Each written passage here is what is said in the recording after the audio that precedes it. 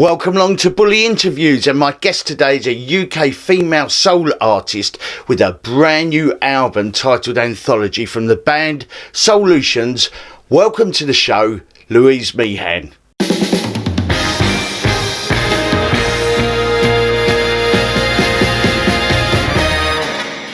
Welcome along, Louise Mehan, to Bully Interviews. It's good to have your company today because I know you're very, very busy at the moment, of course, launching your fourth album, Anthology, which we're looking forward to, and we're going to talk about that very shortly. How have you been? I've been good, just really busy. I've just been trying to get through the pandemic like everybody else and trying to remain as positive as possible. Some days we can't.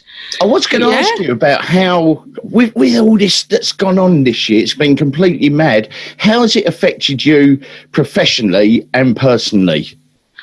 Well, professionally, it's meant that we had like a 49-date tour in 2020, so we've had to cancel all of that, postpone it, put it back to 2021, but then we've had to really kind of learn to like adapt ourselves to the audio and visual world because everyone seemed to jump online and do online streams. So it's great, you kind of get by, you provide a service for the people, but as performers we don't really get a great deal back. It feels all a bit weird, doesn't it? Sort of it does. Online feels like it's like you're in some sort of fish tank and people are just sort of looking in, you know. And I've never really been one for like online videos and things. Like you can probably see throughout the career, I'm just really about the live performances. So for me, that was like a big step to kind of get over because I've never felt like pretty enough to be in people's online and stuff. No way, girlfriend. No way. So professionally, it's been a bit devastating, if I'm totally honest. And personally, that's had its downsides as well. Like, I didn't realise that I'm so used to living our lives at 1,000,000 miles an hour with the music. Yeah. So I felt like I was panicking for the sake of panicking because I wasn't used to just kicking back and taking everything in my stride. I'm used to like doing everything at like 100 miles an hour. High stepping. I've been out checking. Words been getting back to me. Words like infidelity. I'm not joking. Got me heartbroken. What am I gonna do to keep you by my side? Do I have to get a private eye? Tell me who. Was you making jobs up to be busy? You know, we kind of music. Yeah, like we took stock and did all the things around the house that we would never get the time to do. Steve like built himself a raised vegetable bed and we tried to go like self-sufficient, but I felt like we were feral for about 4 months. So we got chickens and we started living off the land. Yeah. And we just kind of did the house up in the garden and stuff and tried to be like a normal couple, but then realised that we're not actually used to spending this much downtime with each other. So some days we just got on each other's nerves and you needed a break, but you couldn't get a break. So we kind of like ran out of things to talk about and just kind of watched the tomatoes and the vegetables grow, really. It's for not only people on their own who have suffered sort of obviously loneliness and mental health issues over what's gone on. For couples as well, I know we're sort of going down the wrong path at the moment, but for couples, it's like almost you run out of something to talk about, don't you? Completely, you just talk about what we're going to watch on Netflix. It was like we binge watched a lot of like Netflix programs and just like. We were sick of each other some days. Like I was like, I'm not used to spending 24 hours a day with you, even though we're a professional couple and we work together. Like I'm used to hanging out with my friends and having a bit of crack. And sometimes we just didn't have anything to talk about. If you're wondering who we're talking about, what we're talking about, because there's a team behind Soulutions, and of course you've got Steve, your partner. Yeah, you've been together, working together for it's got to be over 20 years now, hasn't it? It is, yeah. I've known Steve professionally. For 26 years. It's a long 26 years. Wow. I was 18 when I first met Steve, like professionally in the corporate music industry, so it's a long time. So you're writers, singers, there's a team of 8 as well behind Soulutions. Yeah. Tell me, how do you organise that? How much organisation does it take to put Soulutions together, produce an album? Oh God, like, I would say even just a tour would take a year in the process. So it took a year behind the scenes. Yep. And then really like a 6-month period where constantly day and night we were just working on the accommodation, the rehearsals, the set list. We kind of have it sort of semi-scripted so the musicians know how to put on a show. And that in itself is like a 12-month period. Wake up every morning, wonder what the day will bring. I look at your picture, blow you a kiss and smile to myself. I wonder if everyone in love feels this way. Open the post and even the bills won't change my day, but my heart goes.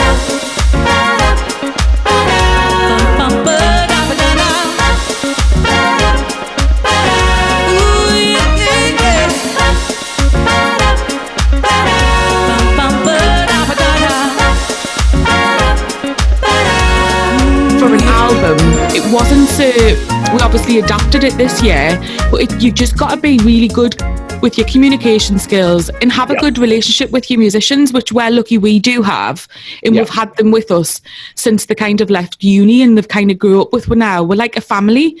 Who's in charge? Who's in charge? Are you really strict, Louise?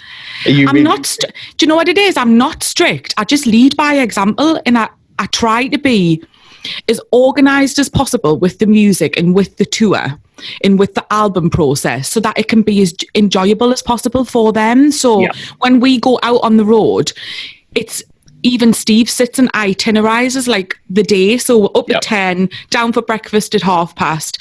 And I thought that they wouldn't like it, but they love the structure that they get from Soulutions, which is quite nice. And I'm just a bit like a matriarch, and I like to look after everybody and make sure they're happy. So I kind of make it really professional so that we can get as much enjoyment out of it, because they know to stick to the rules. Because yes, we're out there doing a job that we absolutely love. We've got to get the job done and be as professional as possible. But it's a massive thing for Soulutions to enjoy that experience as well. So I think you mentioned earlier that this whole online format is that you don't feel confident with it. But when you're out on stage, one thing that I do notice is, one, you ooze confidence, but there's also, and I mentioned this to you once before, there's also a real lovely relatability to you, your band. The warmth comes almost sort of pouring out at the Margate Soul Festival. It pours out onto the audience. Now, is that part of Louise's act, or is that something that you've adapted over the years, or is that just a natural sort of performance?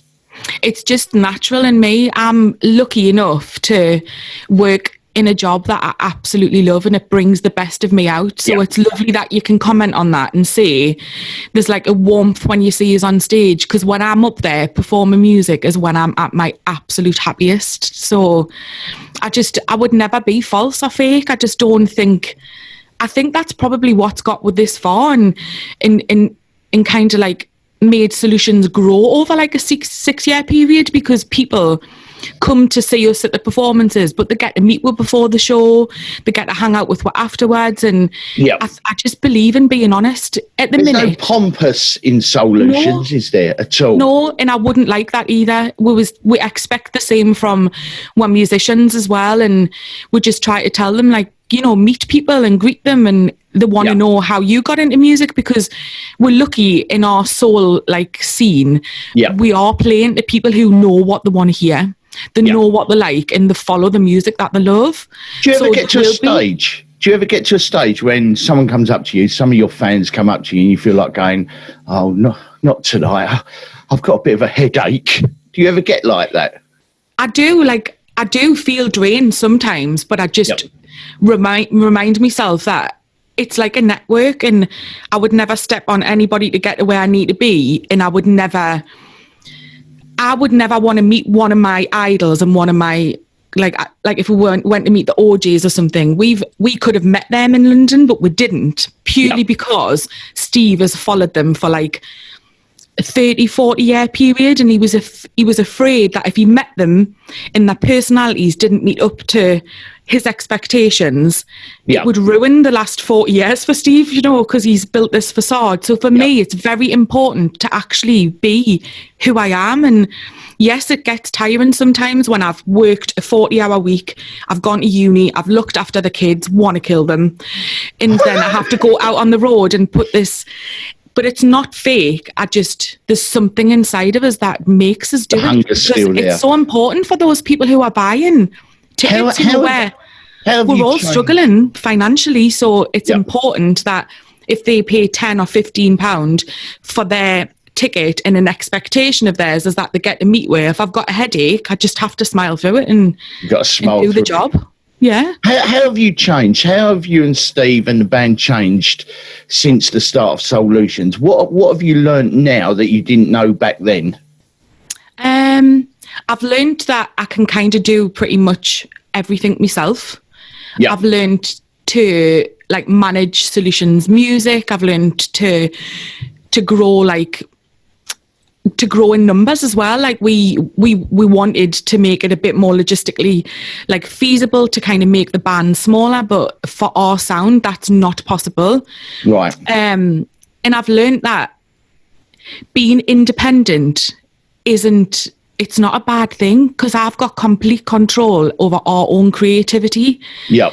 And I think if we made it commercially, you'd have a team of like 20 people working your crowd, working your social media. And I think the reality of your life and your career would be removed from you. Do you think, because I interviewed Georgie B, love him, bless him, because he's got a new album out there as well, and something that's changed so very much in the industry is the independence with the artist. Now, you're an independent artist.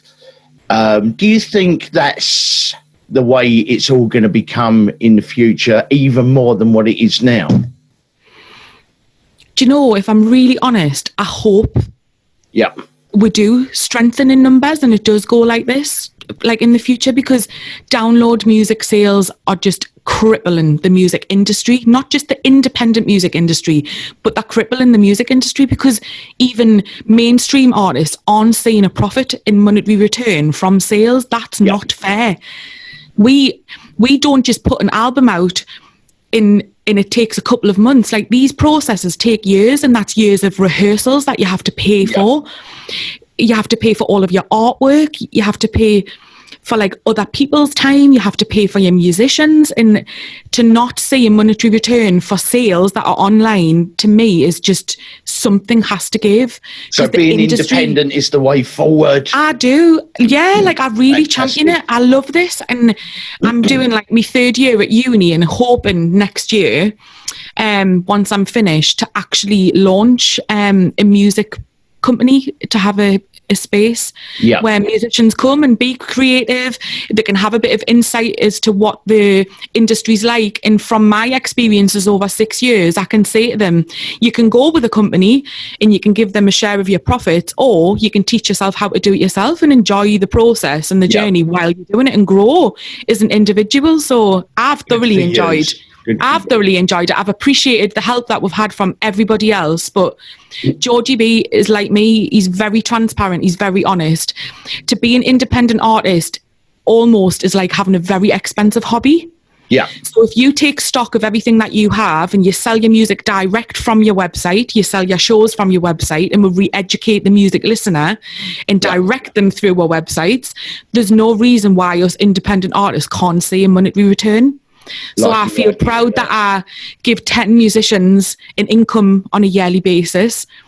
And the money that we put back into the economy as self-employed members of the public is just, it benefits everybody, but mostly it benefits ourselves because we're in control. So I hope that the industry does stay this way and it just gets stronger in numbers and it goes back to being independent, because record deals don't come round like they used to years ago. I certainly don't. Let's move on to the album, talking about buying music. Now, you've had 3 albums out there, Destiny, Fate and Thankful. And this is your fourth studio album, titled Anthology. Tell me, how is this different to the other three albums? So Anthology for us was giving us time to actually sit back and reflect and enjoy how far me and Steve have got. Because when you think, sometimes it takes an average artist 4 years to put an album out, and we've put 4 albums out in a 6-year period. That is a lot of work. That's a lot of time spent in these 4 walls with this microphone. And sometimes as an artist, you get so carried away in just creating the music for people. We wanted to look back over what we did. Steve's productions just evolved over the years as well. He's constantly getting better with age, and with not being afraid to try plugins and click on different buttons to get a different sound. So for us, we wanted to take a collection of songs that we wrote, because Anthology is a collection of lyrical works. All of our songs, most of them, if not all of them, have a backstory to each one. So we wanted to select some of the songs from the previous albums and kind of put them on this album and remaster them, re-edit them, rework some of them so that we could enjoy it, but then kind of remind people that this is what we've done, along with new tracks that we've wrote throughout the year. And lockdown give with a chance to do that. So how difficult is it to select the tracks? Because you've got so many tracks. How can you make the decision that one's going to go on an album and that one isn't? That's the good question. It took months for it. It took arguments. Steve, amongst the vegetable patch. Yeah, Steve, we kind of would have a conversation and then weeks would go by and Steve would have forgot what we'd agreed on and spoke about. So I felt like we were constantly coming back to the page and selecting tracks. And I said, we need to kind of just agree on a few tracks. So we just picked some songs that mean a lot to us when we go out live, and the maybe mean a lot to the music supporters that are there. We couldn't not put Listen on the album because that was the track that just catapulted our career. So we kind of picked a few tracks that have beautiful lyrics and melodies that maybe didn't stand out when the albums were released. So for me, I picked Love of a Good Man. That was one of my selections, because that song for me was the first time that I'd got the chance to actually show my talent, and I wrote the melody. I sang, because I'm not musically trained, so I sang how I wanted the instruments to be played. So for me, that track wasn't just about me writing the lyrics, but it was my musical interpretation of how I felt about Steve, how I felt about my life, and how I wanted that song you got different genres of sort of sound of music on this new album. You got a little bit of reggae, lovers rock with I Know a Place. You've got sort of almost orchestral sort of sounds thrown in for good measure as well. So was that purposely done just to give it that slightly different sound, or was it something that you wanted to do? Yeah, and kind of Steve, for us, music's it's like an emotion, so it shows and projects how diverse Steve is with his sounds and his production. I think he's absolutely amazing. I'm so lucky that we'll manage to pair together, because with my lyrical and vocal ability and Steve's production, we're kind of just a modern day Gamble and Huff. It just works. You get two people who sync together. So for us, it was important to show we're all about texture and light and shade when we're live on stage. So we kind of wanted to emulate that on this album. And Peace was a selection that Steve picked, because technically that song for us was massive. The arrangement and everything in it, and we just wanted to put that back on, but remaster it and re-edit it with the technology that we've got now to let people hear what it's like. And Steve on some of the tracks took a bit of brass away and added strings just to give it a different dimension. And it's his thought process that you can see, and his emotions changing over the years. Maybe when you sit back and take stock and actually I could hear that song this way, and I could hear that section there being changed. So it's nice. It's been nice for us. Has your voice adapted over the last 6 years as well? Because it's really got really powerful now, has it? I mean, you've always had a powerful voice, but in those points where you need that power, your voice has really sort of seemed to have now flowered and expressing itself, isn't it? I think when I started out, I was just a really young woman with a bit of innocence and a bit of vulnerability. Yeah. I've always give the impression that I'm a very confident woman, and I am when I'm with people, but I do have a terrible self-doubt. So I think for me, it's been nice to listen and watch myself evolve and grow into myself and just hear my vocal abilities mature, as well as like not being afraid now to put like, I'm heavily influenced by Philly and a lot of like really strong, powerful female artists, but sometimes it wasn't cool to have that sound in this day and age, but I know what I want to sound like. I know my identity now. I know who I want to be. And it's just allowed my vocals to open up like a flower, I think. So it's nice. Fantastic. Right, we're running out of time, Louise, so I do really appreciate you giving up your time, especially because you've got your vegetable patch to attend to. Well, not so much in the rain, like. We've given the corn and the cobs to the chickens, so we're inundated with tomatoes. I'm sick of them now. So we've got 2021 coming up, and of course we need to find out details how we can find out more about you. But before we talk about that, what's in store for 2021? Are you on hold at the moment, or are you hoping to get that tour back up and running? We're in talk with like venues and some promoters that we work with every year. So we've shifted everything from 2020 over to 2021. There's some dates on the website already and the ticket links are there. So what we would say to people is like, it's probably really important that if the ticket links are there and the venues are up and feeling hopeful that in this change, working with compliance and new rules and regulations, it's probably really important that we support the artists and the venues. So pre-buy a ticket because you can get a refund if it gets cancelled, or you can carry your ticket over if it had to be moved to 2022. But I think we need that little bit of hope. Fingers crossed. Yeah. Fingers crossed. And you know, everyone's safety comes first and foremost, but I just don't understand how I can't work in a venue where they follow every compliance legislation going. I've done venues in lockdown where I felt really safe. I can go to Aldi and have me space invaded. I can walk past about 12 people who aren't wearing a mask, and they're absolutely rammed like nightclubs used to be. So I think the government have to take stock, and they have to stop dismissing this industry that pulls in billions of pounds to. I think you're right as well. To the economy. But how can we find out more about Soulutions? What is the best way that your fans, people that don't know about you, can get in touch with you and find out? So you can follow us on Facebook. I've got my professional Facebook page, which is just my page is being adapted. So follow me on Louise Mehan on Facebook. There's also a Soulutions band page on there, which is regularly updated. It also has a shop now button at the top. So if you don't want to troll through the internet, you can just click it. We're trying to make it as easy as possible. It's got regular updates. Me inbox, I'm actually on the end of Messenger. So if anyone has a quick question, if you're feeling lonely, or you just want to ask and find out some information about next year, send us a little message. I'll get back to you as quick as I can.